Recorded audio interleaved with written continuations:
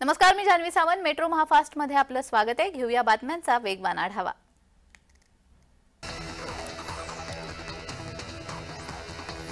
महिला डॉक्टर हेडगेवार चौकामधील महापालिका रुग्णालयामध्ये येत असताना 4 टवाळखोरांनी छेड काढली. नाशिकच्या पवननगर भागामध्ये डॉक्टर हेडगेवार चौकामध्ये ही घटना घडली. सुरुवातीला दुर्लक्ष केल्यानंतर महिलेचा संताप अनावर झाल्याने महिलेनं टवाळखोरांच्या मागे जाऊन चोप दिला. महिलेसोबतच मागून आलेल्या महिलेची मुलगी आणि तिच्या मैत्रिणीनं देखील टवाळखोरांना चोप देत अद्दल घडवली. पोलिसांनी 4ही टवाळखोरांना जेरबंद केलं.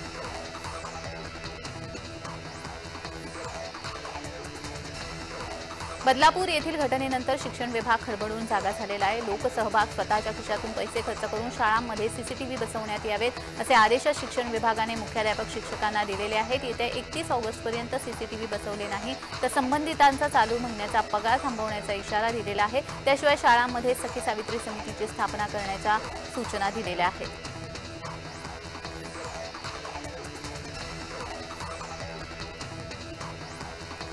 छत्रपती संभाजीनगर पैठणमध्ये बस आणि 4 चाकीचा अपघात झाला. अंबड पुणे बसमधील 15 प्रवासी किरकोळ जखमी झालेत. पैठण शहरामधील महावीर चौकामध्ये छत्रपती संभाजीनगरकडे जाणाऱ्या वाहनाची आणि अंबड आगारामधील बसची जोरदार धडक झाली असून यामध्ये बसचं मोठ्या प्रमाणावर नुकसान झालंय.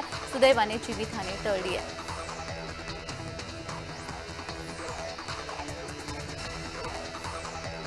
पुण्यामध्ये रस्त्यावर थांबलेल्या व्यक्तीला बाजूला थांबा असं म्हटल्याच्या रागातून अंगावर 4 चाकी घालून चौघांना जीवे मारण्याचा प्रयत्न केल्याची घटना लोणीकंद परिसरामध्ये घडली. या प्रकरणी तिघांविरोधात गुन्हा दाखल करण्यात आलेला आहे.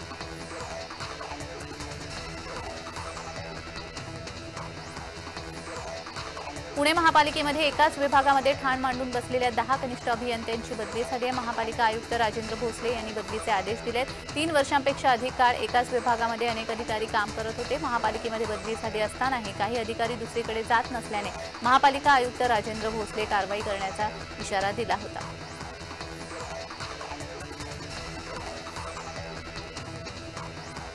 पर्युषण काळामध्ये प्राण्यांची कत्तल, मांस विक्री आणि खरेदीवर बंदी घालण्यासंदर्भात जैन पब्लिक चॅरिटेबल ट्रस्टने केलेल्या निवेदनावर तातडीने निर्णय घ्या असे निर्देश उच्च न्यायालयाने राज्यातील महापालिकांना गुरुवारी दिले.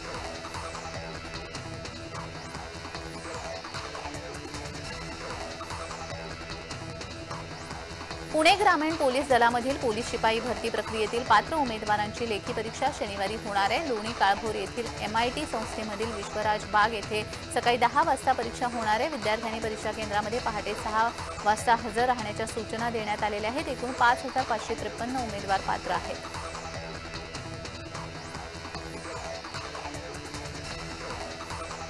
तांत्रिक देखभालीसाठी ऑनलाईन पासपोर्ट सेवा पोर्टल गुरुवारी रात्री 8 वाजल्यापासून बंद ठेवण्यात आलं असून पुढील 5 दिवस म्हणजेच 2 सप्टेंबरपर्यंत बंद राहणार आहे. या कालावधीमध्ये पासपोर्टच्या कामासाठी भेटीच्या वेळा देण्यात येणार नाहीत. तसेच आधी दिलेल्या भेटीच्या वेळांमध्ये फेरबदल केले जाणार आहेत.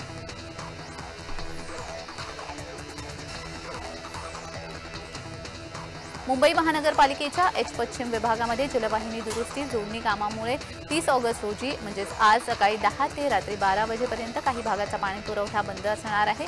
संबंधित परिसरामधील नागरिकांनी पाणी जपून वापरावं असं महानगरपालिका प्रशासनातर्फे आवाहन करण्यात आलं आहे.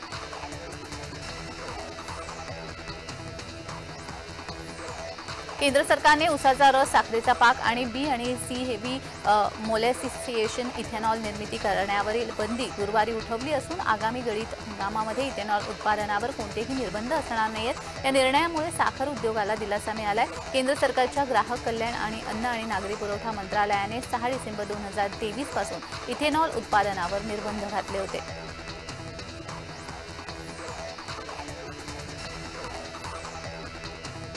शाळा परिसरामध्ये गैरप्रकार करणाऱ्यांवर कठोर कारवाई केली जाणार आहे. पोलीस आयुक्त अमितेश कुमार यांनी इशारा दिलाय. पोलीस दीदी उपक्रमाला बळकटी मिळणार आहे. महिला सुरक्षेचा प्रश्न ज्वलंत झालेला असून त्यावर मिळून उपाययोजना कराव्या लागतील. शाळा परिसरामध्ये सीसीटीव्ही बसवण्यात यावेत. मुलींच्या स्वच्छतागृहामध्ये महिला कर्मचारी उपस्थित असाव्यात. प्रत्येक शाळेमध्ये तक्रार पेटी असावी. लैंगिक अत्याचाराची तक्रार गांभीर्याने घेण्यात यावी असं आवाहन पोलीस आयुक्त अमितेश कुमार यांनी शाळा सुरक्षा परिषदेमध्ये केले.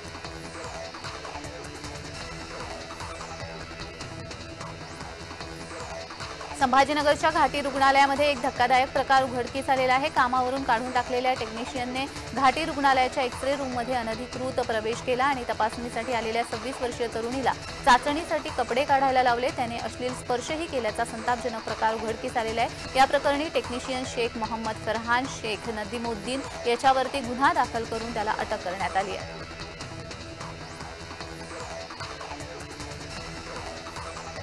मुंबई महानगरपालिकेच्या काही शाळा मुख्याध्यापकांविना चालवल्या जात आहेत। मात्र मुलुंड येथील गव्हाणपाडा माध्यमिक मराठी शाळेमध्ये शिक्षण विभागाने 2 मुख्याध्यापकांची नियुक्ती केली आहे। दोन्ही मुख्याध्यापकांपैकी कोणती जबाबदारी पार पाडायची याबाबतही शिक्षण विभागाने कोणतेही स्पष्ट आदेश दिलेले नाहीत। प्रशासनाच्या या कारभारामुळे शिक्षण विभागाचा अजब प्रकार उघडकीस आला आहे।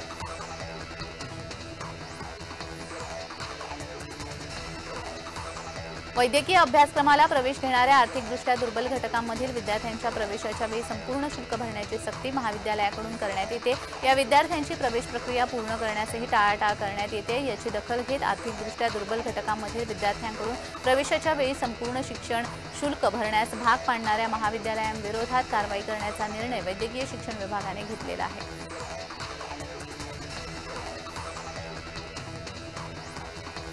राज्य सरकारकडून गाईच्या दुधाला प्रति लिटर 5 रुपये अनुदान वितरणाची प्रक्रिया अंतिम टप्प्यामध्ये आहे। सरकारकडून 256 कोटी दुग्ध विकास विभागाकडे वर्ग झालेले आहेत। पुढील आठवडाभरामध्ये राज्यातील सुमारे 7.5 लाख शेतकऱ्यांच्या खात्यावर दूध अनुदान जमा होणार आहे।